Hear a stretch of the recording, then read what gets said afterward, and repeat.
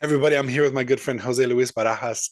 I have the fortune to work with this guy at the Monterey County Business Council for the last couple of years, and I've learned so much about him in that time, and just super impressed with this young man. And I'm excited to kind of learn more about his story.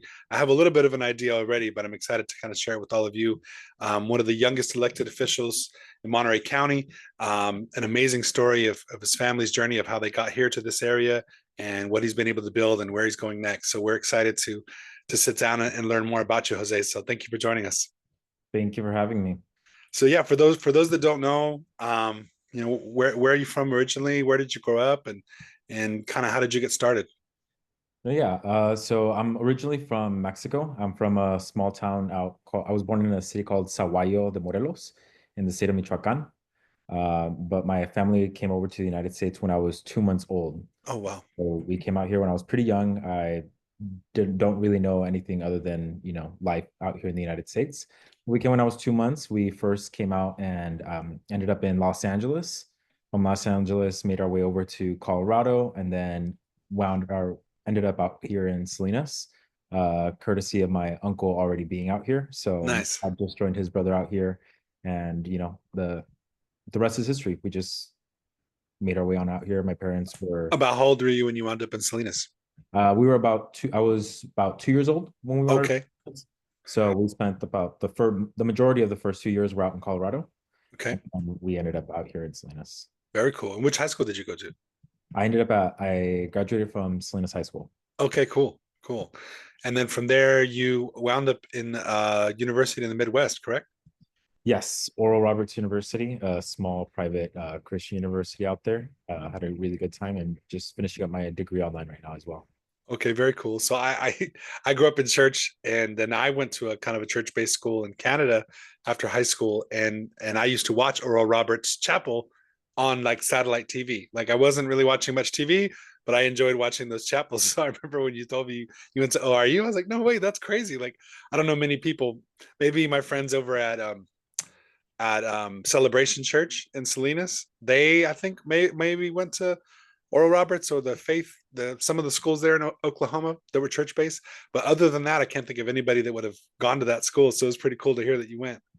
No, yeah, it was a really cool experience, particularly coming from, Salinas, Oklahoma, Tulsa, and just the school's dynamic was very different from anything I was accustomed to.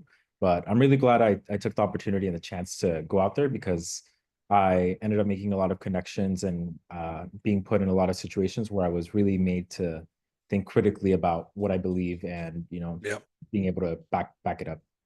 Yeah, that's great. Now, were you like in high school or college? Were you in student government and that kind of thing, or was this later? I was not actually. So once I got to college, I did get somewhat involved in, um, you know, political adjacent activities. So I was involved in Model United Nations and Model Arab League. I served as head delegate for both Oh wow. so I did have, some experience working with government. My degree was in international relations. Okay. So that was largely why I focused on that kind of policy. So initially, what didn't see myself or picture myself doing local government or US based government in general. Okay. So you were in school for a few years, and you're finishing your degree currently, but distance learning, correct? But Correct. you were there in person for a few years. Yes. And then what brought you back home? COVID, Yeah, unfortunately. I was gonna say probably the pandemic, right? The pandemic brought me back, and life circumstances just all aligned, and decided it was a good time for a break. But as time passed, 4 years passed along pretty quickly, faster than I'd like to admit. But 4 years passed, and I thought to myself, if I had just kept on going, even if it did drag out to 4 years, I could have finished my degree by now. So Right. that's largely what inspired me to, or motivated Well, me to get back and just go ahead and finish it, regardless of how long it takes. Just right. Credit to you because a lot of folks had their life interrupted by the pandemic, myself included. And some people never went back to whatever they were doing, whether it was a relationship or a career or a school, and they kind of use that as an excuse to quit. And you still found a way to get back to it. So kudos to you for that. I know a lot of people like my wife, she finished her master's during the pandemic. She's like, well, we're at home for a little while, might as well go back to school.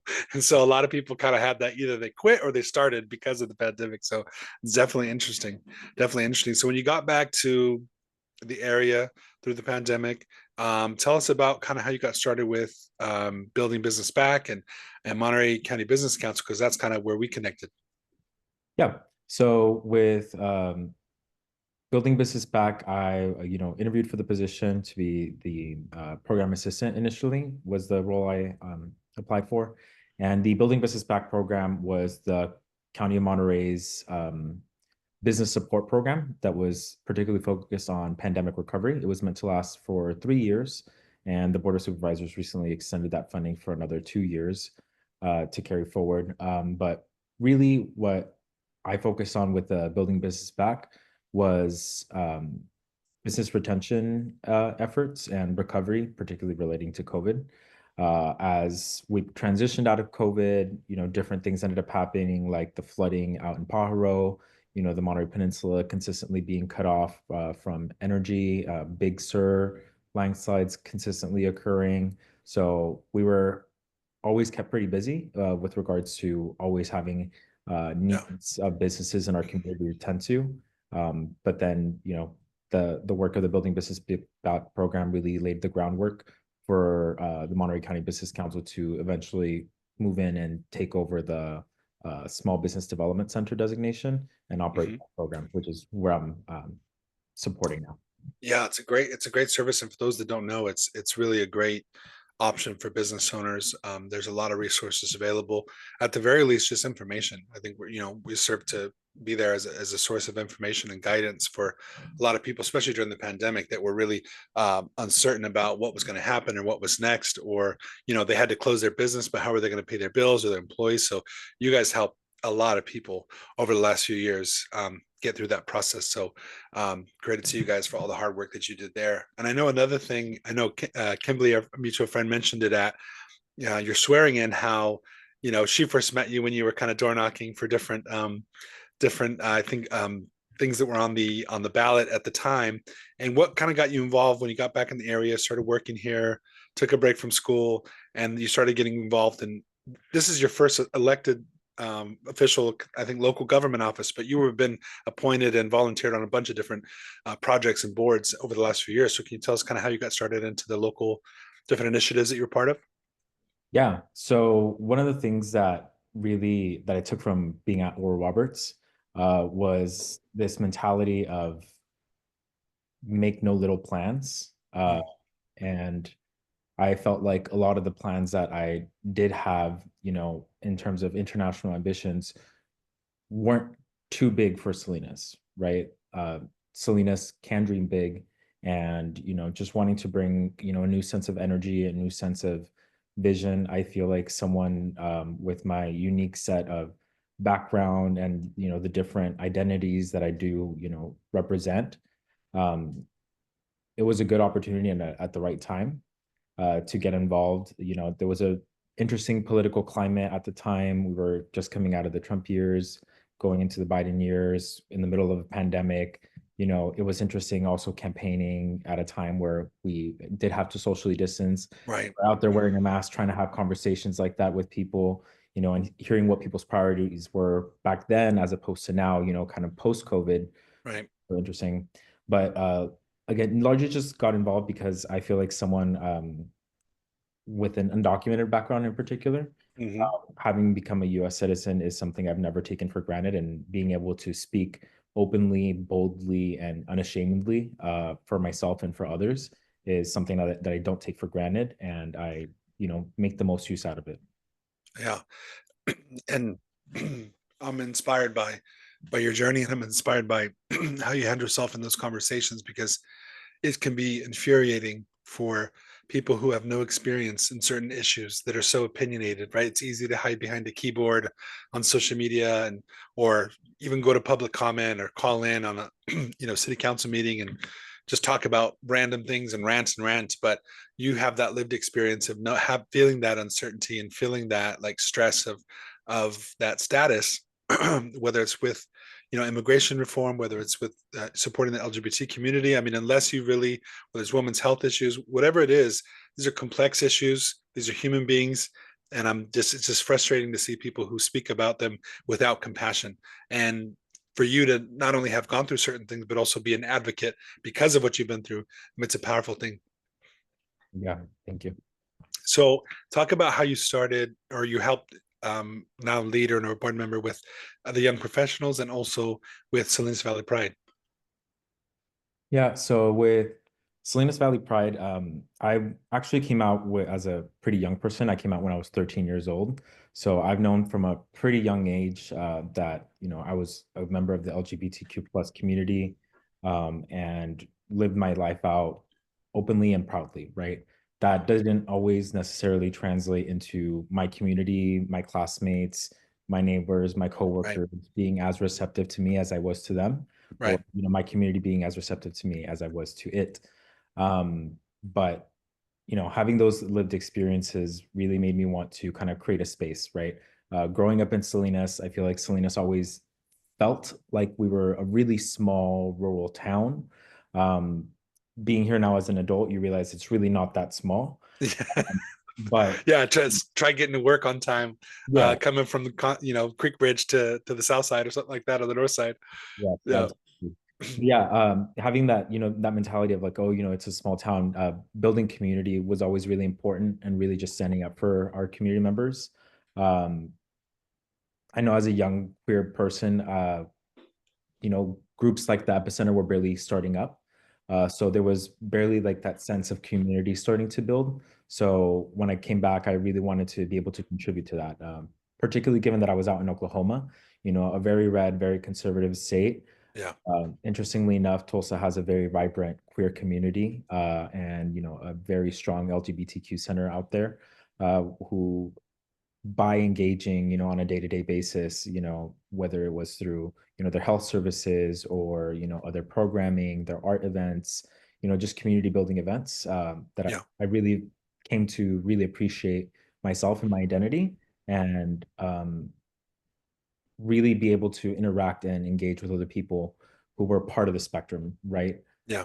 So coming back to Salinas, I really wanted to help emulate that, and that's largely what I've been focused on. I've had the opportunity to serve as past chair of the Pride Committee itself, which is a subcommittee that we have that specifically focus on the Pride celebration, and have the distinct pleasure of continuing to serve on that. Most recently, was elevated to the position of treasurer. So just continuing to Right. work within the organization, and help fortify and hopefully bring other young queer people on board, and see what their needs and what their vision for what an organization like us needs to do for our community's needs, specifically in this valley. Yeah, things have definitely changed a lot since even when I was growing up, but we definitely have a long way to go. Mhm. Just in our mutual respect for people and how people are treated and spoken about, and even if you have a disagreement politically or socially, you can still respect people. And unfortunately, I think with social media and traditional media, they kind of tend to magnify the negative, right? But tell for those that don't know, tell us more about the epicenter. What tell us more about that. Yeah. So the Epicenter, it's a nonprofit organization, who's located right in front of Salinas High School on South Okay. Main Street, South Salinas, and they provide wraparound services, as I like to think about of it, for youth. Okay. Have queer youth programming, under the group called Our Gente. They have support programming for children that are in foster care, and in transitional youth. So they just have overall a bunch of different programming for youth that tend to be at risk, with a large emphasis on LGBTQ youth, and supported programming. So Okay. they're a very neat organization that provides that sense of community, right? So they also put on the queer prom in collaboration for the Tri-County area, where LGBTQ students are taken out to Santa Cruz to have a prom where they can be celebrated, and openly, without fear of having side eyes, at your actual prom itself, where you can Right. fully be yourself. It's a great organization. What about Salinas Young Professionals? How did that come about? Because I know there's been different versions of it over the years. when I was, in my 20s, there was the Salinas JCs, there was the Monterey Peninsula Young Professionals, and then I know now there's kind of a newer group that you're a part of. Tell us more about that group. Yeah, so Salinas Valley Young Professionals. So coming back from the pandemic and getting into the workforce, and finding your place as a young person can be pretty hard in general, regardless of where you're at.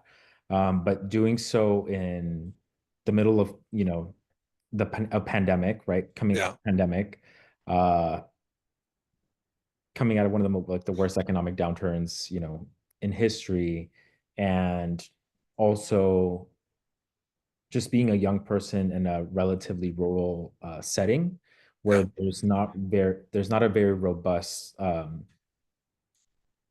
civic sense of like civic society that specifically focuses on supporting young people in their professional development. So there wasn't really a group to really network. Yes, there's the chambers of commerce, but if you've attended a chamber event, you tend to notice very quickly different demographic. Yeah, different demographic, uh, different generation. different groups. Yeah, So it just as a young person, I found it very important to be able to network, right? So yep, very quickly, particularly in being a local, in a community like ours, you realize just how important it is to network, and yep, taking that phrase of your network is your net worth, yep, really to heart, right? So as you get in, you know, your career, you start to realize that sometimes it's not so much what you know, but who you know, right? And perhaps the person that you just met at working at one of the banks, maybe they're the next CEO of that bank, right? Or right, the realtor that you're speaking to, maybe they're going to start the next it brokerage in the area. right, right, You don't necessarily know who you're talking to, but right. people that do tend to attend these types of events more intentional, and I want to say that they're going to be the movers and shakers of our It's a good way community, to say it. Intentional, right? especially coming out of the pandemic. Um, it's more important than ever. And you know, I don't necessarily believe in all the generational cliches, but there's a reason why they exist, stereotypes, right? And there's it's interesting thing of like the older generation not like being tech savvy, right? And Yeah. then there's this other kind of reputation that the younger generation has, that they don't have the traditional social skills or the manners, or looking people in the eyes, shaking a hand, those kind of things, or they'd rather hide behind a phone or a device or whatever. But for those that are willing, the younger generation, to get out there and network like you did and shake hands and talk to people, especially post pandemic, which was a little weird for everyone, you're seeing results. Those are the people that are making an impact, because we live in a digital world, but we also still live in the real world. And so those that know how to kind of have a hybrid of both can be successful. And you've definitely done that.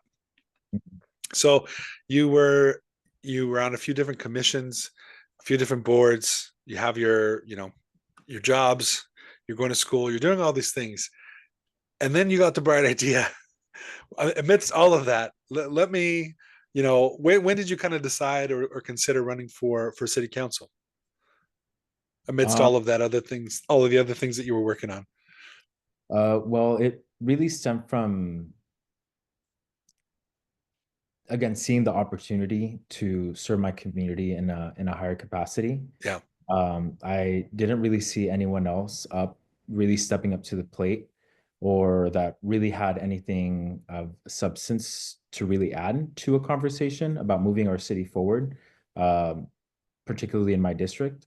yeah, So when the opportunity was presented, and you know, given my background and my willingness to serve and understanding of, a good number of the issues that our city was facing, yeah. that coupled with, the need, I think that being a young person kind of makes me impatient, and so makes me want things done more quickly. Right. And seeing how certain issues really impact young people like myself, like Absolutely. housing and economic development, right? Yep. It really brings I feel like I bring a sense of urgency and a sense of, action now Right. uh, to the conversation. It's- Yeah, I agree. And we appreciate that you're doing that now in that position. And I'm interested more in the election as well. But that concept of Well, just because we've always done it this way doesn't mean we need to keep doing it this way, right? And the definition of insanity is continuing to do the same thing, expecting a different result. Yeah. So kudos to you for having the courage, because I know it wasn't easy. How long did you kind of go back and forth with the decision before you decided? Because once you file the papers, once you put your name out there, it something changes, right? And can you tell Yeah. us kind of about that thought process and what changed once you decided to file? Yeah. So it was a lot of back and forth, right? So like any position that you get into, it's not just a you conversation. It's a conversation with your family, with your loved ones, and about really gauging not just how it's going to impact you, but your family, right? So largely it was talking with my parents, talking with my grandparents, Yeah. their insights, talking with my godparents, a lot of conversations, a lot of feedback, being very receptive to people's thoughts and opinions, and never taking anything personally, right? Everyone's entitled to give, and I was open to receiving that feedback. I was asking for it, and I wanted that That open. makes you a good leader, because a Uh, lot of people aren't willing to hear any kind of criticism or anything other than what they want to hear. yeah, yeah. So it was largely just thinking about that, but also, I think, at least for me, I just turned 26, and back when I decided to run, I was 25. So even from then to now feels like almost like a lifetime ago, just given how long, the election season seemed to be Yeah, right. being in office now.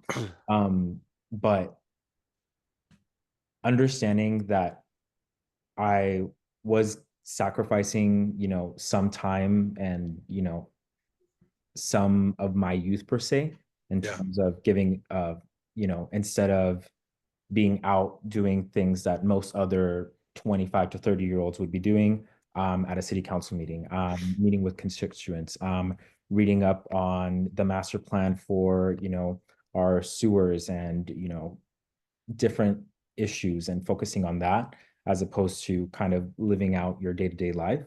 Hmm. I think not necessarily that was the most difficult part to contemplate with, but really coming to terms with, I'm about to make the sacrifice, but I know that I'm doing this to leave something better, because this is something that's bigger than me. Young people that are in elementary school right now are counting on people like me and the people that are in office now to actually make a difference on issues like housing, on issues like economic development, so that when they're my age, they actually have a fighting chance. They actually have a chance and a clear pathway towards home ownership, a clear pathway to being not rent burdened, a clear pathway to having a job that pays livable wages, that has the benefits for the area. That's a great perspective. It really is embarrassing, not only here in the US, but also here in California, to be such a wealthy and resourceful region here in Monterey County, too, and yet still have that such disparity between um, certain classes of people and that opportunity. And so, like you said, having leaders that are willing to make the sacrifices at their own personal sacrifice in order to move things forward that are going to benefit more people than maybe policies had previously. It can be controversial because people don't like change, but like you said, you're making the decisions for your future and for those coming behind you. Whereas a lot of the people making decisions in a lot of municipalities, they're not going to be here to live the consequences of their decisions. And that's in Washington, D.C., that's in Sacramento, and it's right here in our backyard, too. So I agree, more young people need to get involved. And I'm kind of in an interesting point because I'm 40. So I'm not young, but I'm not old. I'm kind of in this weird, like, kind of in between. So, I mean, I had thoughts of doing things like you did at your age. And I was involved, but not to the level of taking and actually running for election. So, I mean, credit to you for that, because I know it's not easy. So to talk about, once you made that decision and you filed the paperwork and you launched your campaign, I know a lot of thought and planning and prayer and communication with your family went into it. What was what were some things that were exactly how you expected, and what was something that maybe was totally different that you didn't expect just from your campaign process? Well, some things that were expected were definitely the work, the amount of work that you need to put into it. I've been involved in some campaigns previously, working for certain, ballot initiatives or certain other candidates. Right. And it's one thing to walk as a supporter of someone, and it's another thing to walk for yourself, Right. right? And it was also interesting being on the candidate side because when you're on the campaign trail or when you're speaking with friends and family, it's very easy for our friends and family to commit to, of course I'll walk, Yeah. and but then life You see happens. who your friends are. Yeah. Seeing who your friends are, not in a negative way, right? But just who's really taking the time to be deliberate about their support and Yeah. how much they really believe in you. Right. So that just the expectation of how much work it was very much there, right? That So what are some, just for those that aren't maybe familiar or considering running, give us a snapshot of what, when you say the work, like what kind of things? walking your district. Okay. So in terms of just walking my district, I personally know that I walked my district 3 times through and through, knocking on doors, dropping door hangers, having conversations with, constituents, with residents, with neighbors, with business owners, putting in that work. Uh, each district roughly has around 27,000 residents. That doesn't necessarily mean that all of them are voters. Right. In District 1, that translates to roughly around 9,000, 9.5 thousand voters, uh, which is around 5 to 6,000 homes. And, So and of those, how many turned out in your district this year? Do you know? in my district, I think the turnout was roughly around 30% or just Oh, shy of that. So it was a pretty low turnout. wow. So you put in the work, and then also being aware that just looking at the trends in my particular district, it has some of the lowest voter turnout of any district throughout the city. So I also Mm. knew that I had that ahead of time to kind of factor in and really really work the neighbors, really really work the community and the residents to earn every single vote. Well, I mean, and you did. And why do you think that is? You think it's because it's out of sight, out of mind, or people are apathetic, or people just don't have the time, or I don't think it'll make a difference? What do you think it is?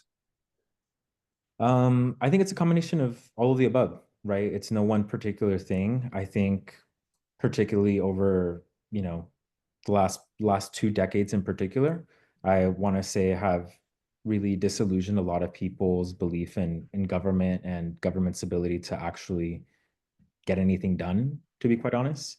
Yeah. I know that that's something that I struggle with or struggled with, particularly when, getting into this. So that's something that, I want to hopefully be able to change so that the narrative isn't, this group think mentality about the government's never going to get anything done. We're never going to get on top of the issue of housing because we're just so far behind, right? There's Right. there's actions that we can do, there's things that we can do to actually address these issues. Sometimes it needs a little bit more of a bold approach or a different approach, than to what's traditionally been thought of as the solution. But it requires tackling the issue head on and Yeah. not shying away from it. Well, obviously, we know the partisan politics in Sacramento and Washington, D.C., but hopefully, I mean, they do, but technically, locally, it shouldn't be an issue, right? Partisan politics shouldn't be an issue locally, right? Because it does, you don't really have to state your party running for most local offices. Some maybe, but not all. And I really believe local is where you can make the biggest difference, is where you actually can change. There are definitely some hurdles and some setbacks and some, opposition, but I think locally we can actually make a difference. And I see that you're doing that. You've come in with a lot of energy, with a lot of strategy.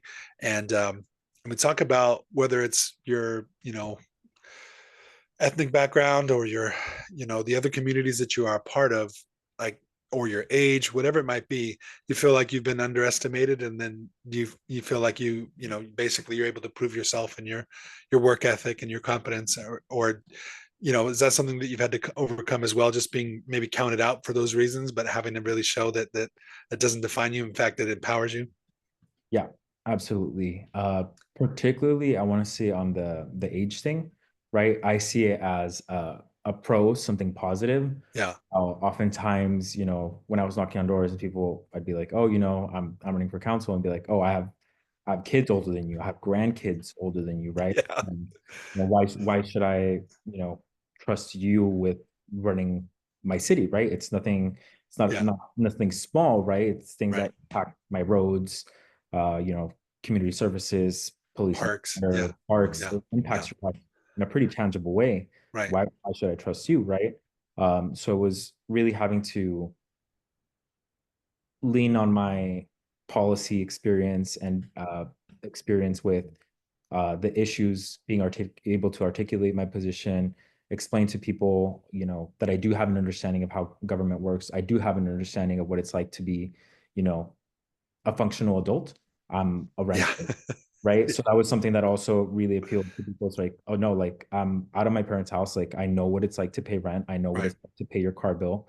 I know what it's like to pay your insurance, pay for your meals, Right. all right. So I understand firsthand, the struggles of, the tabletop issues that most Salinas residents face.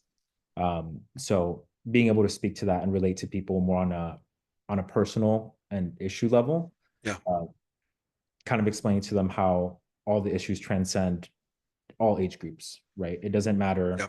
your creed, your political views. Right. The housing crisis is still going to impact you, whether Absolutely. it's you or your children or your grandchildren or your neighbors. It's going to impact somebody, right?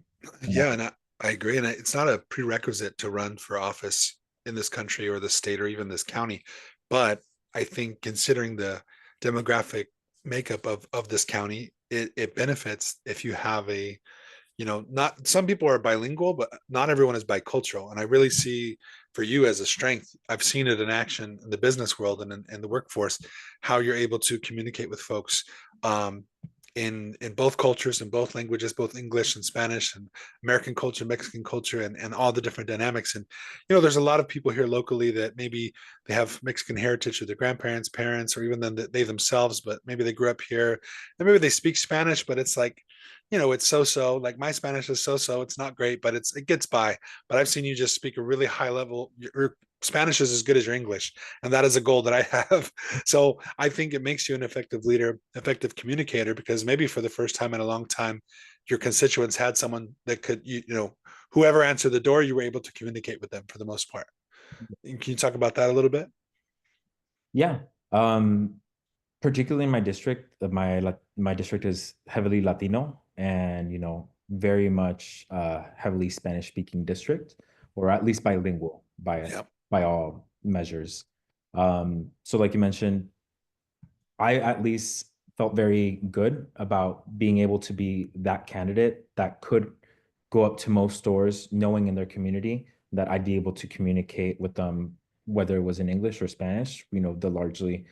predominant languages spoken in our area, particularly in District 1. So, especially with our Spanish speakers, right? Uh, Being able to communicate issues with them in a way that is relevant to them, right? Not everyone has the same degree of understanding of how housing policy works, how economic development works, how tax credits work, how all these different nuances about government and everyday life and city government end up working.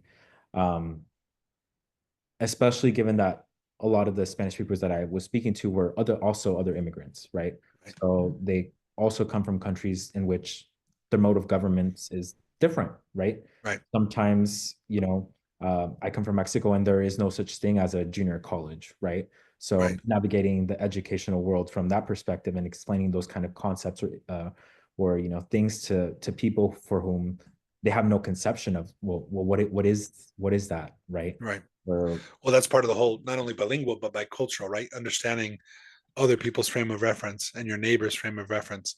And I think it makes you an effective leader, and that's probably a big reason why you were elected. So as you got close to the finish, and I remember I was there with you on the initial election night in November, and then there was a few candidates, yourself and a few others that some it was they knew that night, others it was a bit of a extended you know time of recount, and kind of what was that like going through that stress of watching other candidates know for sure the results, and then I think it was you and maybe one other election had to or one other race had to wait a few weeks, or was it months before you knew for sure what the final results were?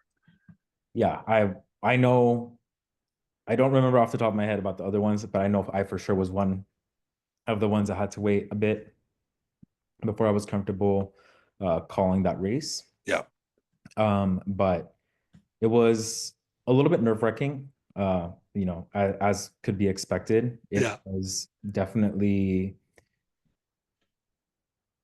a good way to end off the first night was knowing I was leading, right? It was right, a small but mighty lead, and having that lead continue to be a trend. yeah, Every vote count that was updated by the elections department uh, was positive, right? yeah, So the my mantra that I kept telling myself was optimistically cautious. yeah. I'm There you go. optimistically cautious, right? I'm always optimistic, but I'm waiting till the very last day, making sure every last vote is counted, and make sure that I don't call an election earlier than you know need Smart. called. Very Uh, smart.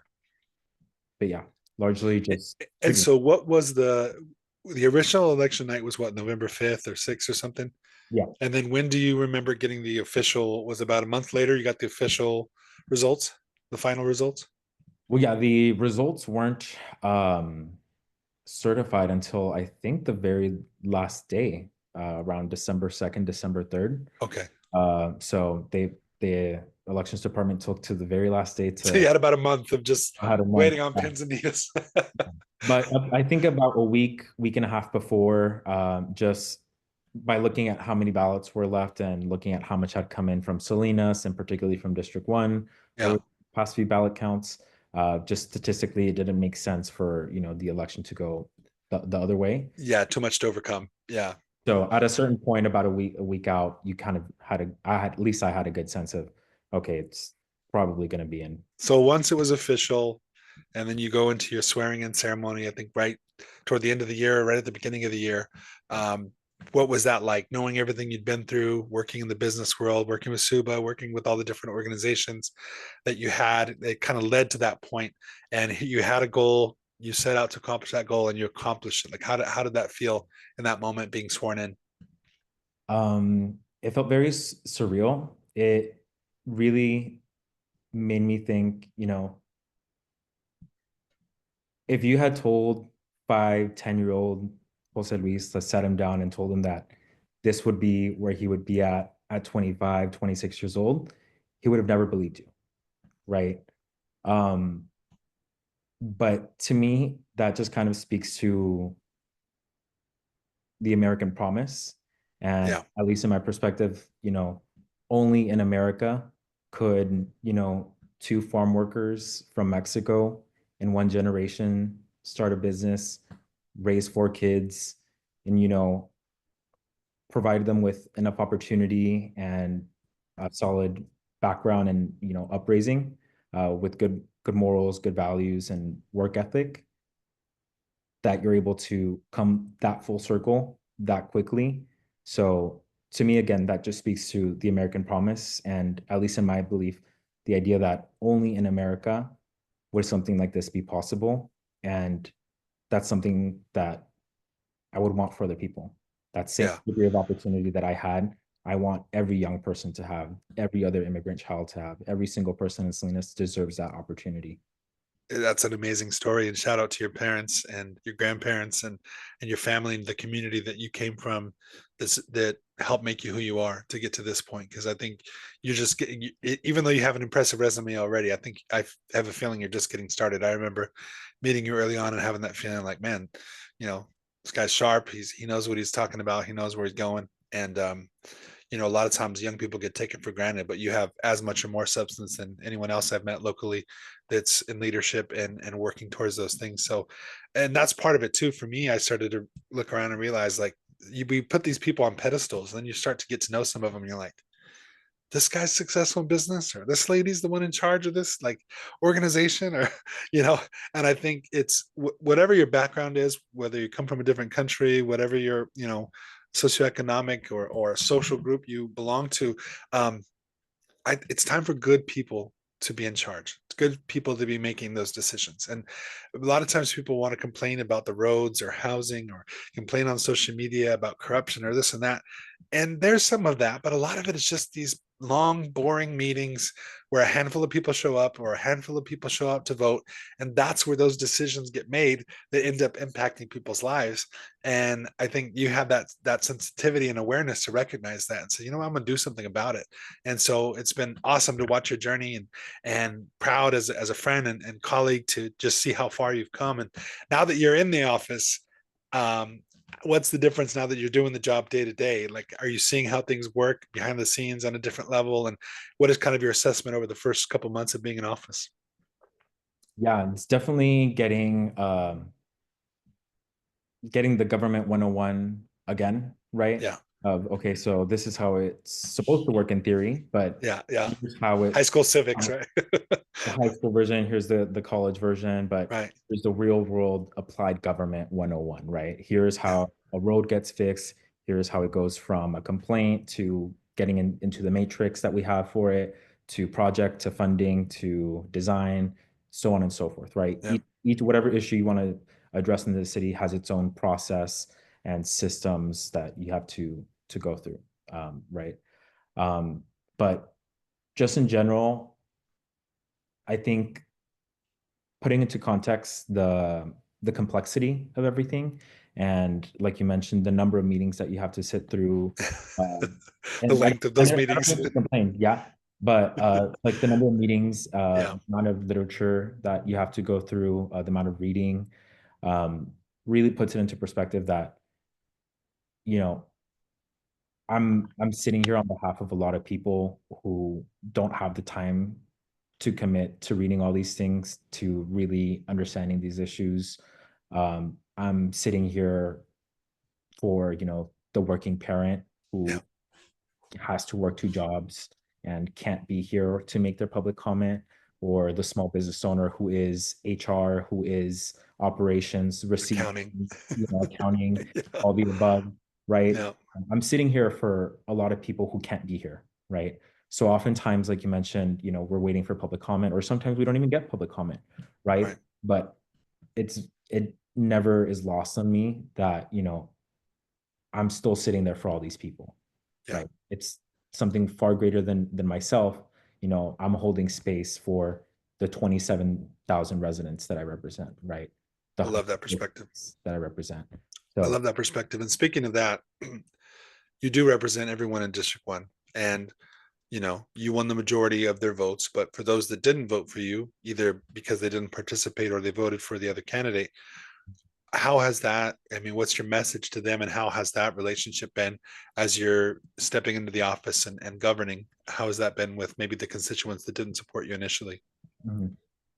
Well, I've still been out in the community. I've any constituent that's reached out to schedule a meeting or community group, I've taken them up on the opportunity to walk through their neighborhood, uh, meet them, meet them at their business, have that conversation with them. Always open to hearing both sides, right? Like Yeah, mentioned earlier, I'm very much open to criticism, yeah, and very much open to genuinely considering all sides, even if I don't necessarily agree with them. I'm the same way. So from that perspective, I think that's largely how I'm, making or extending the olive branch to Yeah, those who may have not voted for me. And having the opportunity to, over the next few months, through having community meetings and listening sessions on certain issues, I think will be another opportunity to kind of build that relationship again with particularly those constituents who may have either not been supportive of me, but also to the much larger group of people in my district who didn't participate in the election for X, right. Y, Z reason, right? I feel like I have a lot to prove to them in particular, those that didn't go out and vote, Mm, that their vote really does matter and that they should participate. And I'm going to show them why, yeah, because I'm going to drive results, right? I'm going to show you yeah. how, you know, focusing on the issues that the city should be focusing on to deliver results to you as a resident actually provides tangible results for you, right? And That's that's a great, yeah. it's a great perspective, and I think you're already doing it. I mean, just your social media presence, your communication, your physical presence, you're out and about making it happen. And I think people can feel that. And like you said, if even if you disagree, you're willing to at least have the conversation. And that's leadership, that's caring, So kudos to you for that. I appreciate your time.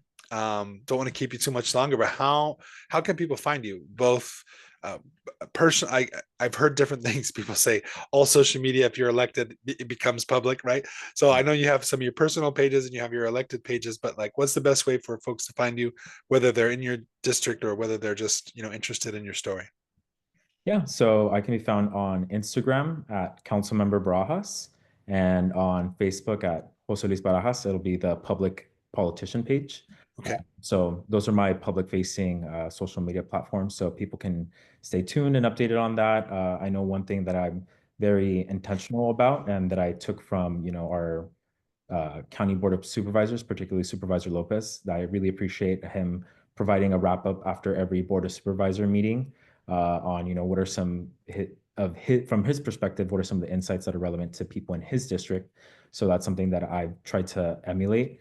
I'm not always able to get to it right away or sometimes almost right before the next council meeting, but I'm doing my best to make sure that at least I keep my constituents informed about what's coming before the council and what are some of the actions we've taken. Yeah, most folks don't know the difference between city and county. In the county, that's a full-time position with a staff Yeah. of 3 to 4 people. City council, that's a part-time position with no extra staff, right? So you're doing everything yourself. So, and people sometimes don't know the difference, but expect the same service, and you do your best. But there is a difference between county supervisors and city council members as far as their availability and their staff. So just keep that in mind as people want to complain. Keep that in mind. I think you're doing a great job. I was very grateful to kind of watch your election journey, and I think you're off to a great start as a council member. And I know, again, you've already had a full career and a full resume already, but I know you got a lot ahead of you. So I'm excited to kind of watch as you grow and as you continue on as a leader in different capacities. Grateful to be part of the journey and to be able to witness it and collaborate on various projects. So thank you so much for your time, and I look forward to everything you're going to do in this next year. Awesome. Thank you, Jordan. Thanks for having me. Great night. Like this.